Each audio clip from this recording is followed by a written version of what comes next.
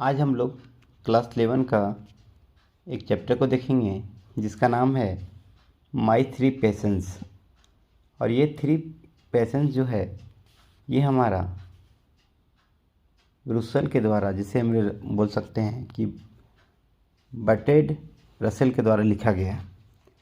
सबसे पहले हम लोग समझते हैं कि माई थ्री पैशंस में इसका टाइटल का मतलब क्या है। माई मतलब मेरा, थ्री मतलब 3 और पैशंस मतलब जुनून। अब हम लोग समझते हैं कि लेखक का कौन सा ऐसा 3 जुनून है जिसके बारे में इस चैप्टर में डिस्कस किया गया है, इस एसे में डिस्कस किया गया।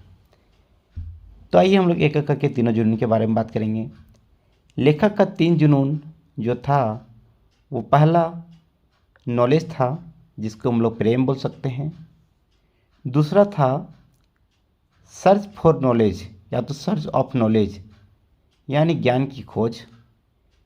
तीसरा पीटी यानी करुणा या फिर दया, या फिर हम लोग बोल सकते हैं कि पीड़ित लोग के लिए चिंता। तो रसेल का मानना था कि प्रेम, ज्ञान की खोज और दया, ये तीनों चीज़ जो है, यही तीनों चीज़ के जुनून हमारे इस चैप्टर में डिस्कस किया गया।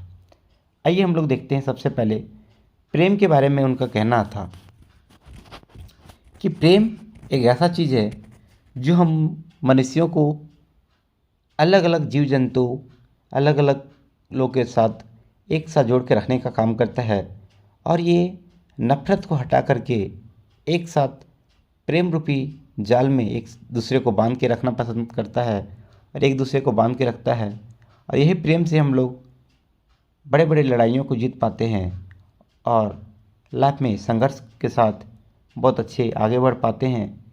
इसलिए हमें एक दूसरे के साथ प्रेम के साथ मिलजुल कर रहना चाहिए। दूसरा जो है ज्ञान की खोज।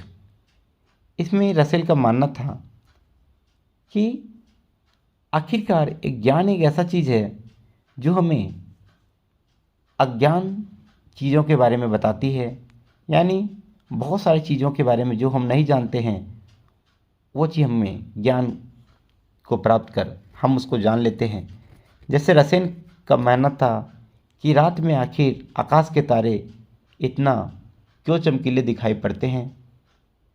और भी पृथ्वी के बारे में बहुत सारा ऐसा अद्भुत जानकारियाँ को वो हासिल करना चाहते थे।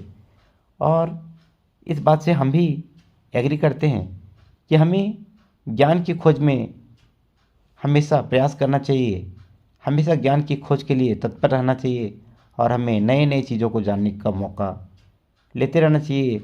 और जहाँ कहीं भी हमें सीखने का मौका मिले हमें सीखना चाहिए, क्योंकि जो ज्ञान है और जो प्यार है, यानी जो प्रेम है और ज्ञान है, ये दिनों की खोज जब हम लोग कर लेंगे तो हम लोग लाइफ में बहुत खुश रह सकते हैं। क्योंकि लाइफ में कहीं भी हम लोग ज्ञान अगर अर्जित करते हैं तो ज्ञान भी हमें बताती है कि हमें प्रेम के साथ रह कर मिलजुल कर रहना चाहिए।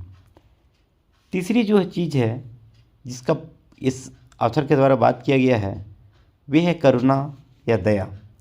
तो उनका ऐसा सोच था कि हम सभी मनुष्यों को, जितना सारा चीज़ है, जितने सारे जीव जंतु हैं, जितने सारे लोग हैं, एक दूसरे के प्रति करुणा को दिखाना चाहिए और हमें किसी भी चीज़ का नुकसान नहीं पहुंचाना चाहिए।